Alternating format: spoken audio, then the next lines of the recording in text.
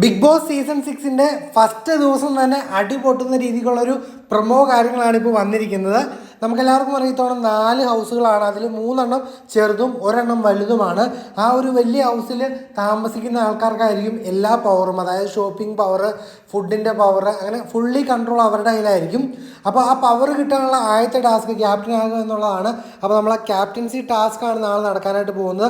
അതിൽ തന്നെ നാളെ മുട്ടനടിയാണ് സംഭവിക്കാനായിട്ട് പോകുന്നത്. സാധാരണ ബിഗ് ബോസ് സീസണിൽ ഒരാഴ്ചയൊക്കെ കഴിയുമ്പോഴാണ് ഇതുപോലുള്ള വമ്പൻ അടികളൊക്കെ പൊട്ടുന്നത് കാണാറ്.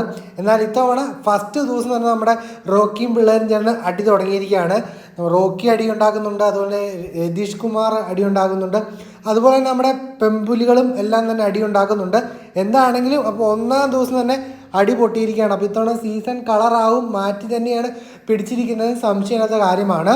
അപ്പോൾ ബിഗ് ബോസ് റിലേറ്റഡായ എല്ലാ അപ്ഡേറ്റ്സും ആദ്യം തന്നെ അറിയാനായിട്ട് ഈ ചാനലൊന്നും മറക്കാതെ സബ്സ്ക്രൈബ് ചെയ്യുക. എനിവേ നാളെ എല്ലാ മണിക്കൂറിലും പുതിയ അപ്ഡേറ്റ് നിങ്ങൾക്ക് നമ്മൾ നൽകുന്നതായിരിക്കും.